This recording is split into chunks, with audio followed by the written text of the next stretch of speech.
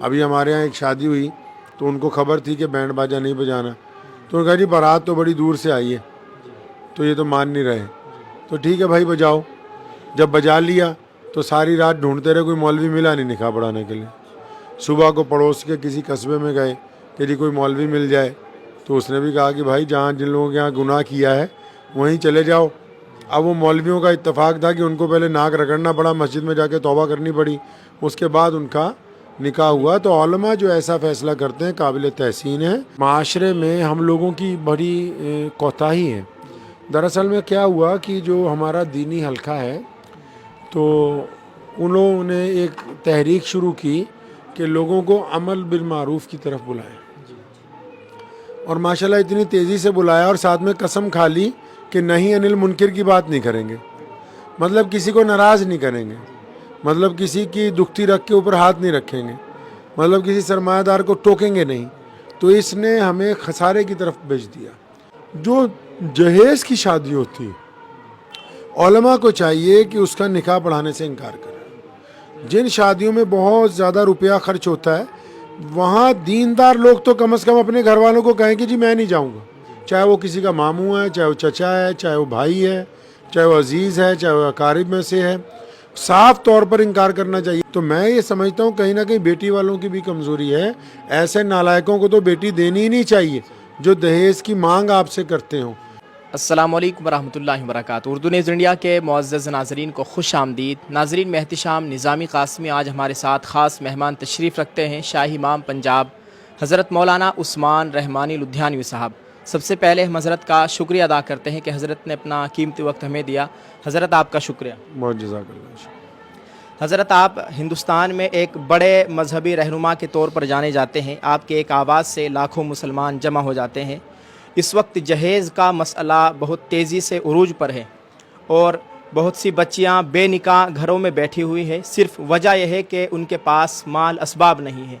حضرت آپ جہیز کے تعلق سے آپ امت کو، قوم کو کیا پیغام دینا چاہتے ہیں؟ بسم اللہ الرحمن الرحیم۔ شروع اللہ تعالیٰ کے نام سے جو بڑا مہربان اور نہایت ہی رحم کرنے والا ہے۔ اللہ کے پیارے نبی حضرت محمد رسول اللہ صلی اللہ تعالیٰ علیہ وسلم نے پوری دنیا کے انسانوں کو زندگی گزارنے کا ایک بہترین طریقہ اسلام کی شکل میں عطا کیا ہے۔ اسلام نے نکاح کے جو فضائل بیان کیے ہیں اس میں بہترین نکاح اسی کو کہا گیا جس میں زیادہ خرچ نہ ہو، جس میں زیادہ لوگ نہ ہوں، جو بڑی سادگی کے ساتھ جو ہے وہ کر دیا جائے۔ تو آج کل جو موجودہ دور میں نکاحوں کی رسم شروع ہوئی ہے اور جس میں بہت ساری ایسی رسمیں ہم لوگوں نے شامل کر لیں جن کا اسلام سے دور دور تک کوئی واسطہ نہیں ہے، تو میں سمجھتا ہوں کہ یہ کہیں نہ کہیں معاشرے میں ہم لوگوں کی بڑی کوتاہی ہے۔ دراصل میں کیا ہوا کہ جو ہمارا دینی حلقہ ہے تو انہوں نے ایک تحریک شروع کی کہ لوگوں کو عمل بالمعروف کی طرف بلائیں، اور ماشاءاللہ اتنی تیزی سے بلایا اور ساتھ میں قسم کھا لی کہ نہیں انل منکر کی بات نہیں کریں گے، مطلب کسی کو ناراض نہیں کریں گے، مطلب کسی کی دکھتی رکھ کے اوپر ہاتھ نہیں رکھیں گے، مطلب کسی سرمایہ دار کو ٹوکیں گے نہیں۔ تو اس نے ہمیں خسارے کی طرف بھیج دیا۔ اسلام تبھی مکمل ہوتا ہے جب ہم نیکی کی تلقین کریں اور برائی سے لوگوں کو روکیں۔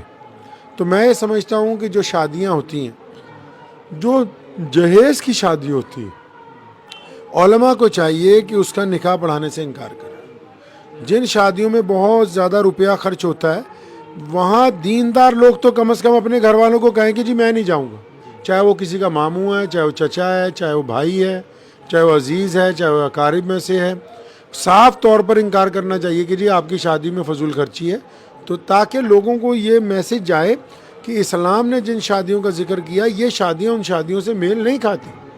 بہت سارے صوبوں میں مسلمانوں میں یہ بیماری پھیلی کہ دہیز کے ساتھ ساتھ اب نقد رقم مانگنے لگے کہ جی اتنے لاکھ روپے آپ دیں گے تو ہم آپ کی بیٹی کو نکاح کر کے لے کے جائیں گے۔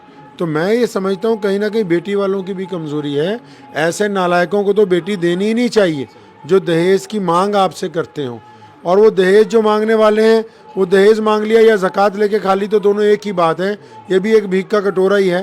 بعض لوگ جو ہیں بس سڑک پہ لے کے کھڑے ہیں، بعض لوگ کمرے میں چھپ کے اس کے مطالبات جو ہیں وہ کر رہے ہیں۔ تو مسلمان نوجوانوں سے کہنا چاہتا ہوں کہ جو معاشرے میں خاص کر جو خواتین ہیں انہوں نے جو رسمیں عزت کے نام پر شروع کی کہ جی ہماری عزت کا بکھیڑا ہو جائے گا، جی یہ ہو جائے گا، وہ ہو جائے گا.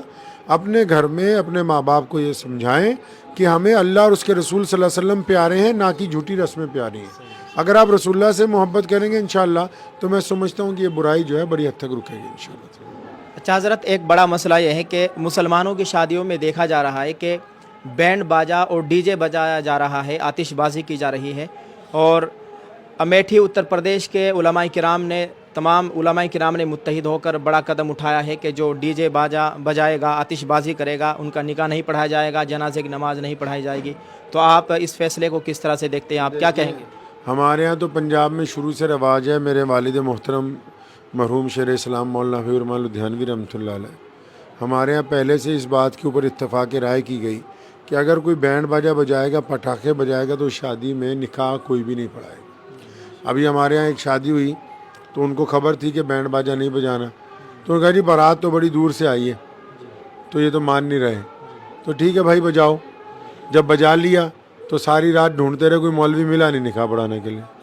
صبح کو پڑوس کے کسی قصبے میں گئے کہ جی کوئی مولوی مل جائے، تو اس نے بھی کہا کہ بھائی جہاں جن لوگوں کے یہاں گناہ کیا ہے وہیں چلے جاؤ. اب وہ مولویوں کا اتفاق تھا کہ ان کو پہلے ناک رگڑنا پڑا، مسجد میں جا کے توبہ کرنی پڑی، اس کے بعد ان کا نکاح ہوا. تو علماء جو ایسا فیصلہ کرتے ہیں قابل تحسین ہے، یہ رسول اللہ صلی اللہ علیہ وسلم کے وارث ہیں. تمام ملک کے علماء کو یہ فیصلہ کرنا چاہیے کہ جن شادیوں میں غیر شرعی کام ہوں گے، چاہے وہ کسی بہت بڑے سرمایہ دار کی شادی ہو یا کسی بڑے مسلمان لیڈر کی شادی ہو، اصل دھجیاں اسلام کی یہی لوگ اڑاتے ہیں. غریب آدمی بہت کم اڑاتا ہے.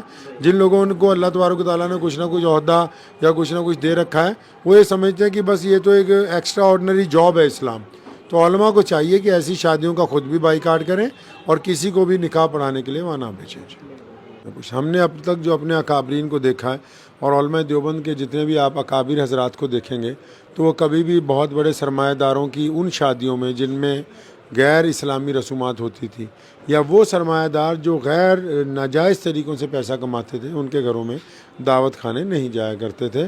تو اس لیے اگر کوئی حضرات جا رہے ہیں، وہ دنیا کو راضی کرنے کے چکر میں لگے ہوئے ہیں، اور یہ ایسی رضامندی ہے کہ کچھ بھی کر لیں دنیا والے راضی نہیں ہوں گے. اگر راضی کرنا ہے تو اللہ اور اس کے رسول کو راضی کریں انشاءاللہ. ٹھیک ہے حضرت، آپ کا بہت بہت شکریہ. ناظرین، آپ نے دیکھا ہے حضرت نے بڑی قیمتی باتیں بتلائی ہے. آپ سے گزارش ہے کہ آپ اس ویڈیو کے متعلق کمنٹ میں لکھ کر ہمیں ضرور بتلائیے گا، اور اس کو جتنا ہو سکے شیئر ضرور کر دیں، اور دعا کرے اللہ تعالی ہم سب کے حال پر رحم فرمائے. آمین. السلام علیکم ورحمۃ اللہ وبرکاتہ.